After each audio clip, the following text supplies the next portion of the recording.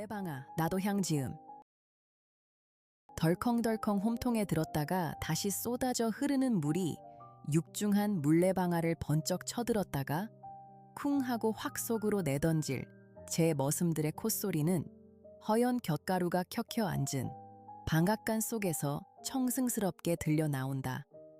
촤알촤알촤알 구슬이 되었다가 은가루가 되고 대줄기같이 뻗치었다가 다시 쾅쾅 쏟아져 청룡이 되고 백룡이 되어 용소 스쳐 흐르는 물이 저쪽 산모퉁이를 10리나 두고 돌고 다시 이쪽 들 복판을 5리쯤 꿰뚫은 뒤에 이 방언이가 사는 동네 앞 기슭을 스쳐 지나가는데 그 위에 물레방가 하나가 놓여 있다. 물레방가에서 들여다보면 동북간으로 큼직한 마을이 있으니 이 마을의 가장 부자요, 가장 세력이 있는 사람으로 이름을 신치규라고 부른다. 이 방언이라는 사람은 그 집에 막실살이를 하여 가며 그의 땅을 경작하여 자기 아내와 두 사람이 그날그날을 지내간다. 어떠한 가을밤 유난히 밝은 달이 고요한 이 촌을 한적하게 비칠 때 그 물레방앗간 옆에 어떠한 여자 하나와 어떤 남자 하나가 서서 이야기를 하는 소리가 들리었다. 그 여자는 방원의 아내로 지금 나이가 22살 한참 전결에 타는 가슴으로 가장 행복스러울 나이의 젊은 여자요. 그 남자는 50이 반이 넘어 인생으로서 살아올 길을 다 살고서 거의 쇠멸의 구렁이를 향하여 가는 늙은이다. 그의 말소리는 마치 그 여자를 달래는 것 같이 내 말이 조금도 그럴 것이 없지. 쇳내 할멈에게도 자세한 말을 들었을 터이지만은 너 생각해 보아라. 네가 허락만 하면 무엇이든지 네가 하고 싶다는 것은 내가 전부 해줄 터이란 말이야. 그까짓 방언 이 녀석하고 네가 몇백 년 살아야 언제든지 막실 구석을 면하지 못할 터이니. 허허, 사람이란 젊어서 호강해 보지 못하면 평생 호강 한 번 하여 보지 못하고 죽을 것이 아니냐. 내가 말하는 것이 조금도 잘못하는 것이 없느니라. 대강 너의 말을 쇳내 할멈에게 듣기는 들었으나 그래도 너에게 한 번 바로 대고 듣는 것만 못해서 이리로 만나자고 한 것이다. 너의 마음은 어떠냐? 어디 허허 내 앞이라고 조금도 어떻게 알지 말고 이야기해봐. 응? 이 늙은이는 두말할 것 없이 신치규다. 그는 탐욕스러운 눈으로 방언의 계집을 들여다보며 한 손으로 등을 두드린다. 새침한 얼굴이 파르족족하고 기다란 눈썹과 검풀은 두 눈 가장자리의 예쁜 입, 뾰로통한 뺨이며 콧날이 오똑한 데다가 후리후리한 키에 떡 벌어진 엉덩이가 아무리 보더라도 무섭게 이지적인 동시에 또는 창부형으로 생긴 여자이다. 계집은 아무 말이 없이 서서 짐짓 부끄러운 태를 지으며 매혹적인 웃음을 생긋 웃고는 고개를 돌렸다. 그 웃음이 얼마나 짐승 같은 신치규의 만족을 사게 되었으며 또는 마음을 충동시켰는지 희끗희끗한 수염이 거의 계집의 뺨에 닿도록 더 가까이 와서 응? 왜 대답이 없니? 부끄러워서 그러니? 그렇게 부끄러워할 일은 아닌데 하고 계집의 손을 잡으며 손도 이렇게 예쁜 줄은 여태까지 몰랐구나. 참 분결 같다. 이렇게 얌전히 생긴 애가 방언 같은 천한 놈의 계집이 되어 일평생을 그대로 썩는다는 것은 너무 가엾고 아깝지 않으냐 얘. 계집은 몸을 돌리려고 하지도 않고 영감이 하는 대로 내버려 두며 눈으로 땅만 내려다보고 섰다가 가까스로 입을 떼는 듯 하더니 제 말야, 모두 쇳내 할멈이 여쭈었지요. 저에게는 너무 분수에 과한 말씀이니까요. 온 천만의 소리를 다 하는구나. 그게 무슨 소리냐. 너도 아다시피 내가 너를 장난삼아 그러는 것도 아니겠고 후사가 없어 그러는 것이니까 네가 내 아들이나 하나 낳주렴.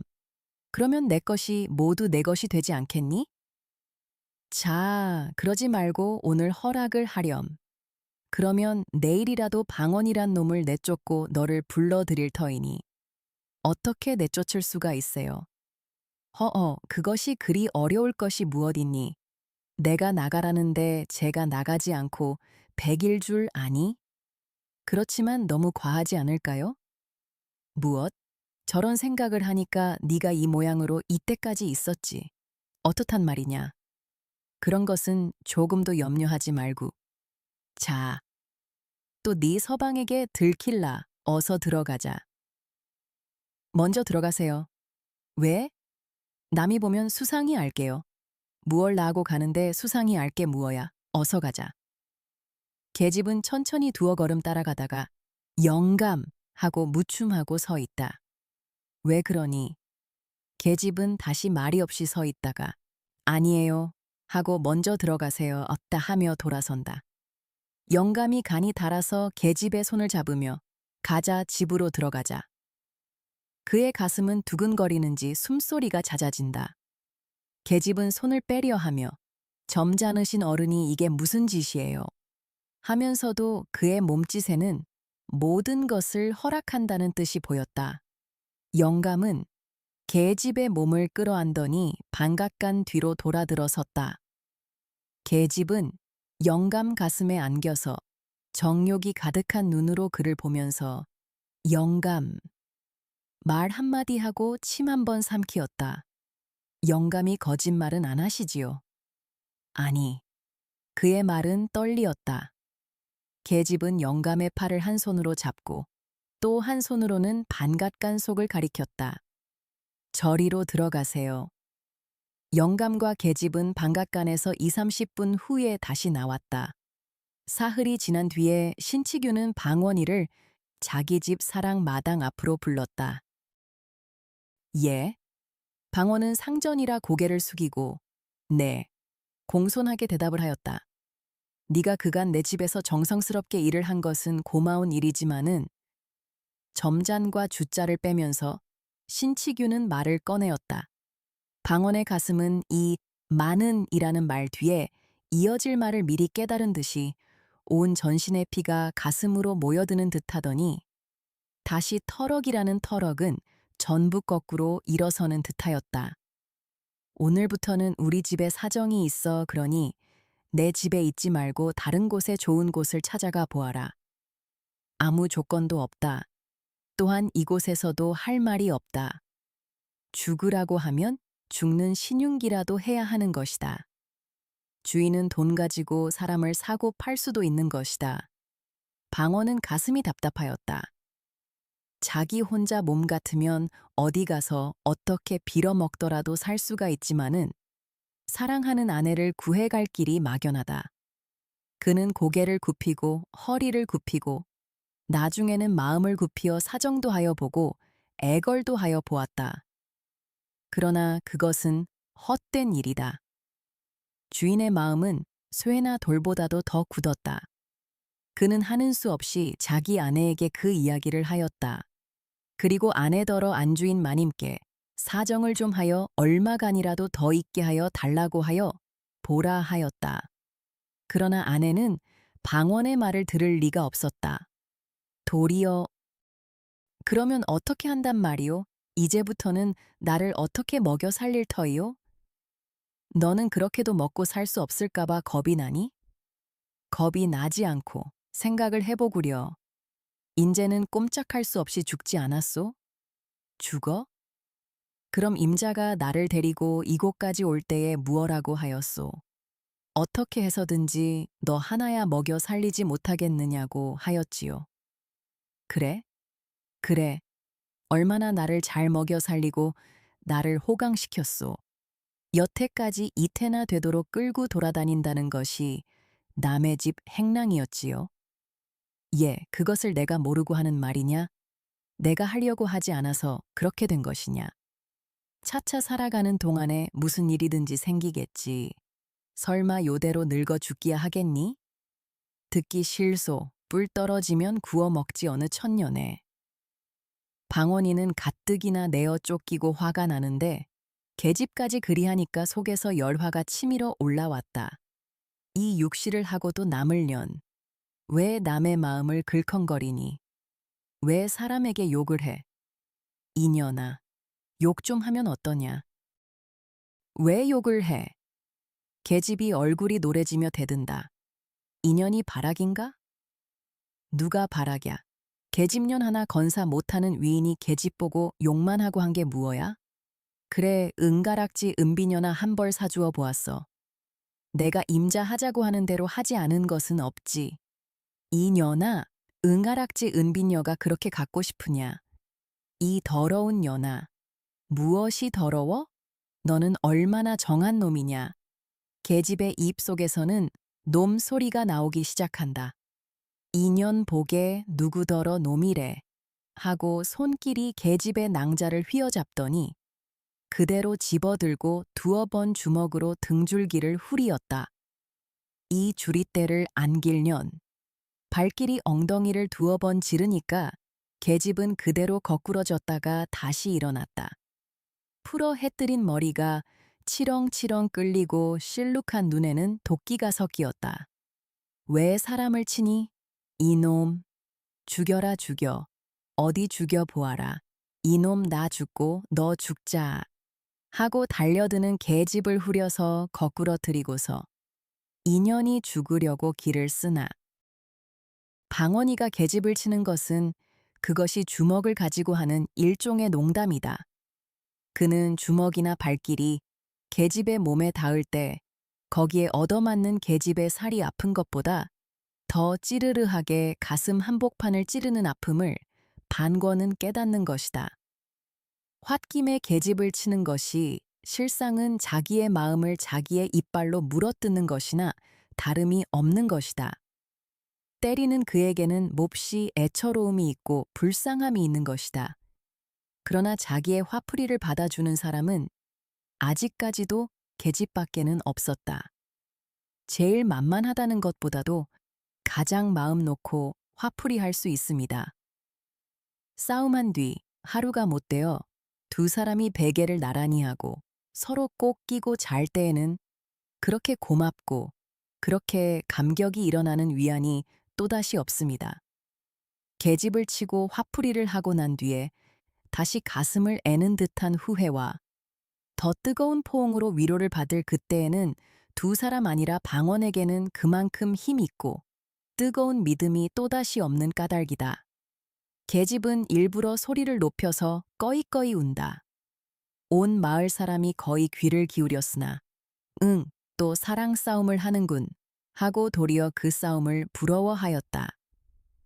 옆집 젊은 것이 와서 싱글싱글 웃으면서 들여다보며 인제 고만두라고 하며 말리는 신용을 한다. 동네 아이들만 마당 앞에 죽 늘어서서 눈들이 둥글해서 구경을 한다. 그날 저녁에 방언은 술이 얼근하여 돌아왔다. 아까 계집을 차던 마음은 어느덧 풀어지고 술로 흥분된 마음에 그는 계집의 품이 몹시 그리워져서 자기 아내에게 사과를 할 마음까지 생기었다. 본시 사람이 좋고 마음이 약하고 다정한 그는 무식하게 자라난 까닭에 무지한 짓을 하기는 하나 그것은 결코 그의 성격을 말하는 무지함이 아니다. 그는 비척거리면서 집으로 향하는 길에 거슴츠레하게 풀린 눈을 새우르르 내리감고 혼자 소리로 빌어먹을 놈 나가라면 나가지 무서운가. 제 집 아니면 살 곳이 없는 줄 아는 개로군. 흥, 되지 않게 다 무엇이냐. 돈만 있으면 제일이냐? 이놈, 네가 그러다가는 이 주먹 맛을 언제든지 볼라. 그대로 곱게 되질 줄 아니? 하고 개천 하나를 건너뛴 후에 돈이 무엇이냐. 한참 생각하다가 에후, 한숨을 쉬고 나서 돈이 사람 죽이는구나. 돈, 흥, 사람 나고 돈 났지 돈 나고 사람 났니? 또 징검다리를 비척비척하고 건넌 뒤에 고 베라먹을 년이 왜 그렇게 포다를 부려서 장부의 마음을 긁어놓아. 그의 목소리에는 말할 수 없이 다정한 맛이 있었다. 그는 자기 계집을 생각하면 모든 불평이 새우러지는 듯이 숙였던 고개를 쳐들어 하늘을 보면서 저도 고생은 고생이지 하고 다시 고개를 숙인 후 내가 너무해, 너무 그럴 게 아닌데 그는 자기 집에 와서 문고리를 붙잡고 잡아 흔들면서 예, 자니, 자. 그러나 대답이 없고 캄캄하다. 인연이 어디를 갔어? 그는 문짝을 깨어지라 하고 다친 후에 다시 길거리로 나와 그 옆집으로 가서 여보 아주머니, 우리 집 색시 어디 갔는지 보았소. 밥들을 먹던 옆에 집 내외는 어디서 또 취했소 그려. 애 어머니가 아까 머리 단장을 하더니 저 반갑게로 갑디다. 반갑게로? 네. 빌어먹을련. 반갑게로는 무얼 먹으러 갔누? 다시 혼자 반가를 향하여 가면서 혼자 중얼거린다. 그는 반갑간을 막 뒤로 돌아서자 신치규와 자기 아내가 반갑간에서 나오는 것을 보았다. 아, 그는 너무 뜻밖의 일이므로 아무 말도 하지 못하고 그대로 한참이나 멀거니 서서 보기만 하였다. 그의 눈에서는 쌍심지가 거꾸로 섰다. 열이 올라와서 마치 주홍을 칠한 듯이 그의 눈은 붉어지고 번개 같은 광채가 번뜩거리었다. 그는 한참이나 사지를 떨었다. 두 이가 서로 맞춰서 달그락달그락 하여졌다. 그의 주먹은 부서질 것 같이 단단히 쥐어졌었다.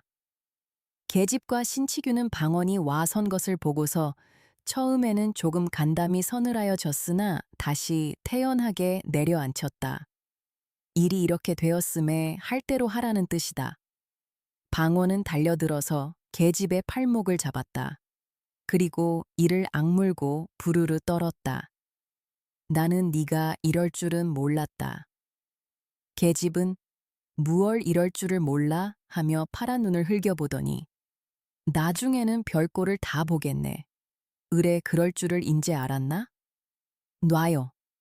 왜 남의 팔을 잡고 요 모양이야? 오늘부터는 나를 당신이 그리 함부로 하지는 못해요. 더러운 녀석 같으니. 계집이 싫다고 그러면 국으로 물러갈 일이지 이게 무슨 사내답지 못한 일이야. 놔요. 팔을 뿌리쳤으나 분노가 전신에 가득 찬 그는 그렇게 쉽게 손을 놓지 않았다. 얘, 네가 이것이 정말이냐? 정말 아니고 비싼 밥 먹고 거짓말할까? 네가 참으로 환장을 하였구나. 아니 누구더러 환장을 했대. 온 기가 막혀 죽겠지. 놔요. 놔.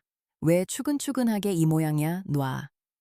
하고서 힘껏 뿌리치는 바람에 계집의 손이 쑥 빠지었다. 계집은 손목을 주무르면서 암상 맞게 돌아섰다. 이때까지 이 꼴을 멀찌감히 서서 보고 있던 신치규는 두어 발자국 나서더니 기침 한 번을 서투르게 하고서 예, 네가 술이 취하였으면 일찍 들어가 자든지 할 것이지 웬 짓이냐. 내 눈가에는 아무것도 보이는 것이 없단 말이냐.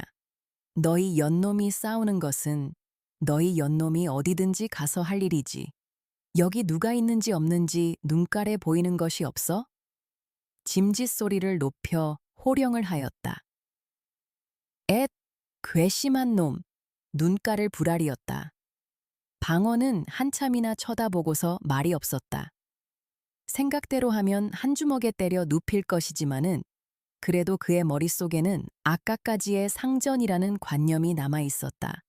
번갯불같이 그 관념이 그의 입과 팔을 얽어 놓았다. 어려서부터 오늘날까지 남을 섬겨 보기만 한 그의 마음은 상전이라면 모두 두려워하는 성질을 깊이 깊이 뿌리를 박아 놓았다. 그러나 오늘부터는 신치규가 자기의 상전도 아니요, 자기가 신치규의 종도 아니다. 다만 똑같은 사람으로 마주 섰을 뿐이다. 아니다, 지금부터는 신치규는 방언의 원수였다. 그의 간을 씹어 먹어도 오히려 나머지 한이 있는 원수다. 신치규는 똑바로 쳐다보는 방언을 마주 쳐다보며 똑바로 보면 어쩔 터이냐, 온 세상이 망하려니까 별 해괴한 일이 다 많거든. 어째 이놈아. 이 놈아? 방언은 한 걸음 들어섰다. 나무같이 힘센 다리가 성큼하고 나설 때 신치규는 머리끝이 으쓱하였다. 쇠몽둥이 같은 두 주먹이 쑥 앞으로 닥칠 때 그의 가슴은 덜컥 내려앉았다. 내 입에서 이 노마라는 소리가 나오니 이 사지를 찢어 발겨도 오히려 시원치 못할 노마. 네가 내 계집을 뺏으려고 오늘 날더러 나가라고 그랬지? 어허, 이거 그놈이 눈깔이 삐었군. 얘, 나는 먼저 들어가겠다. 너는 네 서방하고 나중 들어오너라. 신치규는 형세가 위험하니까 슬금슬금 꽁무니를 빼려고 돌아서서 들어가려 하니까 방어는 돌아서는 신치규의 멱살을 잔뜩 쥐어 한 팔로 바싹 치켜들고 이놈, 어디를 가? 네가 이때까지 맛을 몰랐구나 하며 한번 집어쳐 땅바닥에다가 태질을 한 뒤에 그대로 타고 앉아서 목줄띠를 누르니까 마치 뱀이 개구리 잡아먹을 적 모양으로 깨깨 소리가 나며 말 한마디도 하지 못한다. 이놈, 너 죽고 나 죽으면 고만 아니냐? 하고 방어는 주먹으로 사정없이 닥치는 대로 들이팬다. 나중에는 주먹이 부족하여 옆에 있는 모루돌멩이를 집어서 죽어라 하고 내리친다. 그의 팔, 그의 온몸에는 끓어오르는 분노가 극도에 달하자 사람의 가슴 속에 본능적으로 숨어있는 잔인성이 조금도 남지 않고 그대로 나타났다. 그의 눈은 마치 펄떡펄떡 뛰는 미끼를 가로차고 앉은 승냥이나 이리와 같이 뜨거운 피를 보고야 만족하다는 듯이 무섭게 번쩍거렸다. 그에게는 초자연의 무서운 힘이 그의 팔과 다리에 올라왔다. 이 꼴을 보는 계집은 무서웠다. 끔찍끔찍한 일이 목전에 생길 것이다. 그의 맥이 풀린 다리는 마음대로 놓여지지 아니하였다. 아, 사람 살류, 사람 살류. 적적한 밤중의 쓸쓸한 마을에는 처참한 여자 목소리가 으스스하게 울리었다. 이 소리를 들은 방원은 더욱 힘을 주어서 눈을 딱 감고 죽어라 내리짓지었다. 뼈가 돌에 맞는 소리가 살이 을클어지는 소리와 함께 퍽퍽하였다. 피 묻은 돌이 여기저기 흩어지고 갈갈이 찢긴 옷에는 살점이 묻었다. 동네 편 쪽에서 수군수군 하더니 구두 소리가 나며 칼 소리가 덜거덕거리었다. 방원의 머리에는 번갯불같이 무엇이 보였다. 그는 손에 주먹을 쥔 채 잠깐 정신을 차려 그쪽으로 귀를 기울였다. 순검. 그는 신치규의 배를 타고 앉아서 순검의 구두 소리를 듣자 비로소 자기가 무슨 짓을 하였는지 깨달았다. 그는 미친 사람처럼 일어났다. 그리고는 옆에 서서 벌벌 떠는 계집에게로 갔다. 예, 가자, 도망가자. 너하고 나하고 같이 가자. 자, 어서, 어서. 계집은 자기에게 또 무슨 일이 있을까 하여 겁을 내어 도망을 하려 한다. 방어는 계집을 따라가며 예, 예, 네가 이렇게도 나를 몰라주니? 내가 너를 어떻게 생각하는지 알지를 못하니? 자, 어서 도망가자. 어서 어서. 뒤에서 순검이 쫓아온다. 계집은 그대로 서서 종종 걸음을 치며 실소, 임자나 가구려. 나는 싫어요, 싫어. 가자. 응, 가. 그는 미친 사람처럼 계집의 팔을 붙잡고 끌었다. 그때 누구인지 그의 두 팔을 마치 형틀에 매다는 것 같이 꽉 뒤로 껴안는 사람이 있었다. 이놈아, 어디를 가? 그는 뒤를 돌아보지 않고도 그가 누구인지 알았다. 그는 온 전신에 맥이 풀리어 그대로 뒤로 자빠지려 할 때 어느덧 널판 같은 주먹이 그의 뺨을 사정없이 갈겼다. 정신 차려. 네. 그는 무의식하게 고개가 숙여지고 말소리가 공손하여졌다. 땅바닥에서는 신치규가 꿈지럭거리며 이리저리 뒹군다. 청승스러운 비명이 들린다. 방어는 포승지인 채 계집은 그대로 주재소로 끌려가고 신치규는 머슴들이 업어들였다. 석 달이 지났다. 상해죄로 감옥에서 복역을 하던 방어는 만기가 되어 추록을 하였다. 그러나 신치규는 아무 일 없이 자기 집에서 치료하고 방원의 계집을 데려다 산다. 신치규는 온몸이 나은 뒤에 홀로 생각하였다. 죽는 줄 알았더니 그래도 이렇게 살아있으니 하고 얼굴에 흠이 진 곳을 만져보며 오히려 그놈이 그렇게 한 것이 나에게는 다행이지. 얼굴이 아프기는 좀 하였으나 허어. 어떻게 그놈을 떼어버릴까 하고 그렇지 않아도 걱정을 하던 채 잘 되었지. 그놈 한 10년 감옥에서 콩밥을 먹었으면 좋겠다. 방구어는 감옥 속에서 생각하기를 나가기만 하면 연놈을 죽여버리고 제가 죽든지 요정을 내리라 하였다. 집에서 내어 쫓기고 계집까지 빼앗기고 그것을 생각하면 이가 갈리고 치가 떨리었다. 그것이 모두 자기가 돈 없는 탓인 것을 생각함에 더욱 분한 생각이 났다. 애 더러운 년. 그는 홍바지에 쇠사슬을 차고서 일을 할 때에도 가끔 침을 땅에다 뱉으면서 혼자 중얼거리었다. 사람이 이러고서야 살아서 무엇하나 멀쩡한 놈이 계집 빼앗기고 생으로 콩밥까지 먹으니.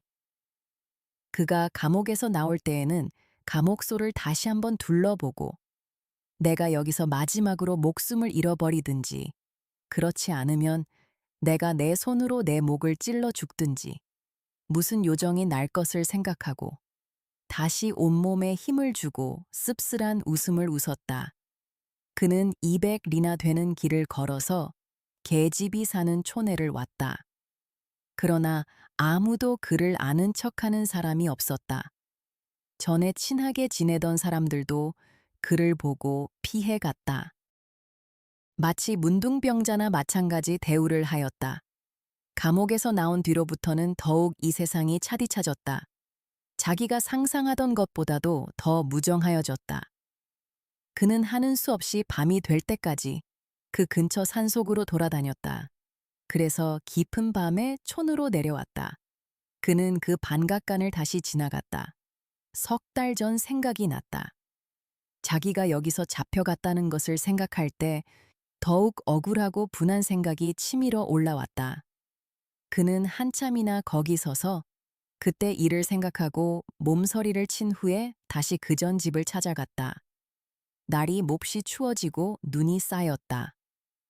옷은 입은 것이 가을에 입고 감옥에 들어갔던 그것이므로 살을 에이는 듯한 것이로되 그는 분한 생각과 흥분된 마음에 그것도 몰랐다. 연놈을 모두 처치를 해버려?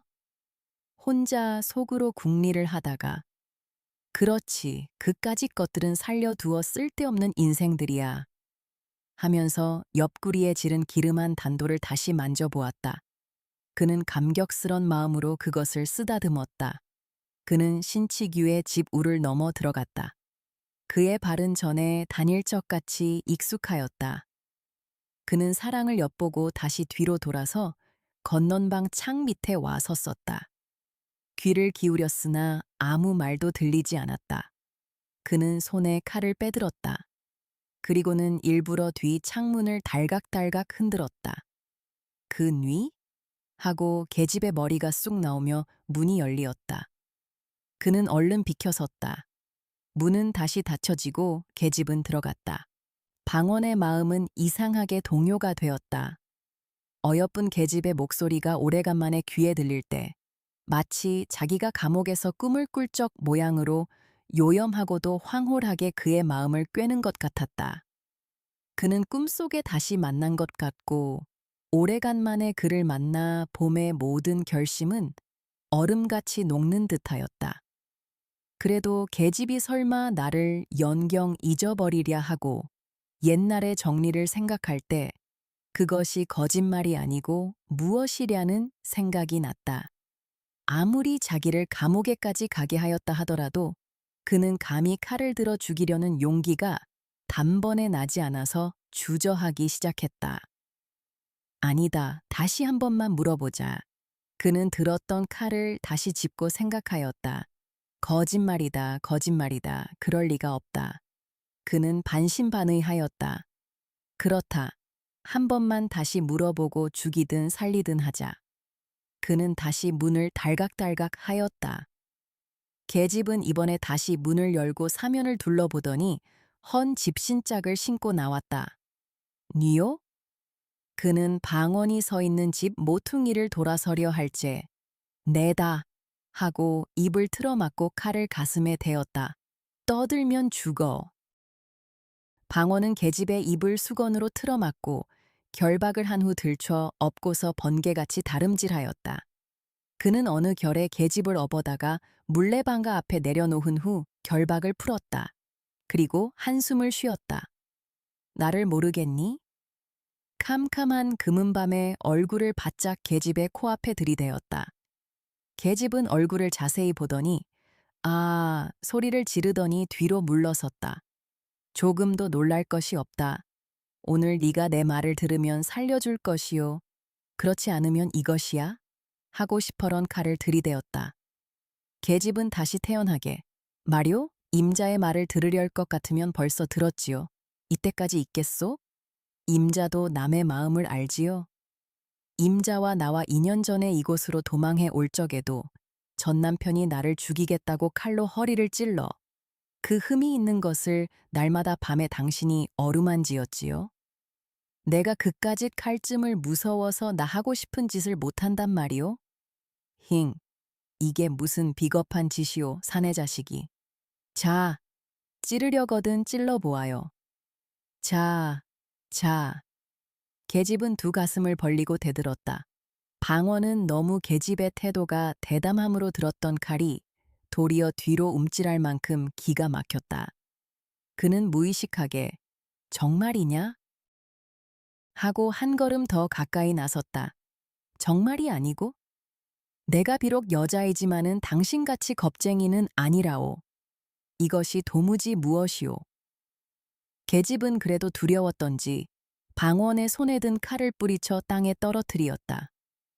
이 칼이 땅에 떨어지자 방언은 여태까지 용사와 같이 보이던 계집이 몹시 비겁스럽고 더러워 보이어 다시 칼을 집어들고 덤비었다. 에잇, 간사한 년, 어쩔 터이냐? 나하고 당장에 멀리 가지 않을 터이냐? 자, 가자. 그는 눈물이 어린 눈으로 타일러 보기도 하고 간청도 하여 보았다. 자, 어서 옛날과 같이 나하고 멀리 도망을 가자. 나는 참으로 나의 칼로 너를 죽일 수는 없다. 계집의 눈에는 독이 올라왔다. 광채가 어두운 밤에 번개같이 번쩍거리며 싫어요. 나는 죽으면 죽었지 가기는 싫어요. 이제 나는 고만 그렇게 구차하고 천한 생활을 다시 하기는 싫어요. 고만 물렸어요. 너의 입으로 정말 그런 말이 나오느냐?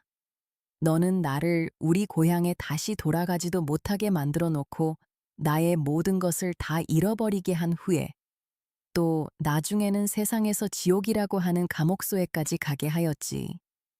그러고도 나의 맨 마지막 원을 들어주지 않을 터이냐? 나는 언제든지 당신 손에 죽을 것까지도 알고 있소. 자, 오늘 죽으나 내일 죽으나 언제든지 죽기는 일반. 이렇게 된 이상 나를 죽이시오. 정말이냐? 정말이야? 정말요? 계집은 결심한 뜻을 나타내었다. 방언의 손은 떨리었다. 그리고 그는 눈을 꽉 감고 여우 같은 년 하고 칼끝을 계집의 옆구리를 향하고 힘껏 내밀었다. 계집은 이를 악물고 사람 죽인다. 소리 한 번에 그 자리에 거꾸러졌다. 칼자루를 든 손이 피가 몰리는 바람에 우르르 떨리더니 피가 새어나왔다. 방언은 그 칼을 빼어 들더니 계집 위에 거꾸러져서 가슴을 찌르고 절명하여 버렸다.